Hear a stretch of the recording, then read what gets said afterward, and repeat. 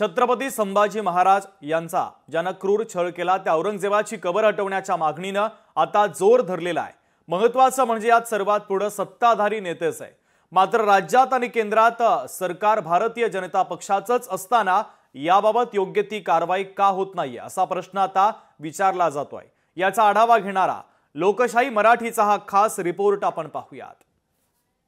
काय दुर्दैव आहे ज्या औरंग्याने आमच्या हजारो लोकांना मारलं त्याच्याच कबरीचं संरक्षण आम्हाला करावं लागतं।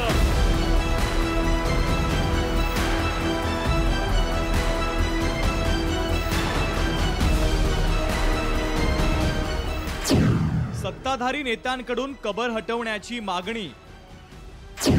केंद्रात सत्ता, राज्यातही सत्ता, मग मागणी कुणाकडे? कबर हटवा म्हणणारे सत्ताधारीच देतायत सुरक्षा।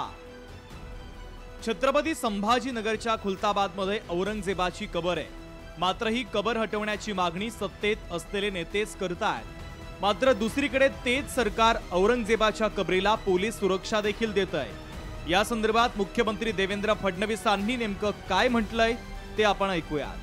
काय दुर्दैव आहे ज्या औरंग्याने आमच्या हजारो लोकांना मारलं त्याच्याच कबरीचं संरक्षण आम्हाला करावं लागतं। पण एक वचन तुम्हाला निश्चितपणे देतो, काहीही झालं तरी या महाराष्ट्रामध्ये औरंगजेबाच्या कबरीचं महिमा मंडन होऊ देणार नाही, त्याचं उदात्तीकरण होऊ देणार नाही। त्याचं उदात्तीकरण करण्याचा कोणी प्रयत्न केला तर तो प्रयत्न त्याच ठिकाणी चिरडून टाकण्याचं काम या आम्ही केल्याशिवाय राहणार नाही।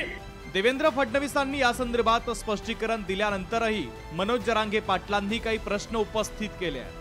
100% ही दंगल पुरस्कृत सरकारच्या म्हणण्यापेक्षा फडणवीस साहेबांच्या त्यांना असल्याच्यात लय कंड निवडून यायच्या टायमाला हे असले चाळे ते करणार म्हणजे करणार। शेकडो वर्षांपूर्वी मृत्यू झालेल्या औरंगजेबाचा मुद्दा उकरून काढायचा आणि त्यावर वाद घालायचा असा सगळा प्रकार चालल्याचं महंत रामगिरी महाराज यांनी म्हटलंय आणि त्यामागे औरंगजेबाच्या विचारांच्या लोकांचा हात असल्याचा आरोपही महंत रामगिरी महाराज यांनी केला आहे।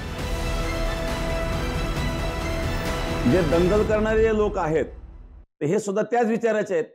औरंगजेबाच्या विचाराचे असणारे जे दंगल करणारे लोक आहेत अशा प्रकारचे असणारे जे लोक आहेत आणि ते धरले गेले पाहिजे, पकडले पाहिजे आणि त्यांना शिक्षा झाली पाहिजे। कबरीचा वाद निर्माण झालेला असताना कुठेतरी तुम्हीच मागणी करताय आणि मात्र तुम्हीच संरक्षण देताय, यामुळे प्रश्न उपस्थित केला जातोय नेमकं हे फक्त एक राजकारण आहे की नेमकं खरंच कुठेतरी छत्रपती संभाजी महाराजांविषयी असलेली भक्ती दाखवण्याचा प्रयत्न आहे? हा एक मोठा प्रश्न उपस्थित केला जातोय। सचिन बडे, लोकशाही मराठी, छत्रपती संभाजीनगर। लोकशाही मराठी, ऐका, पहा, जागरूक रहा।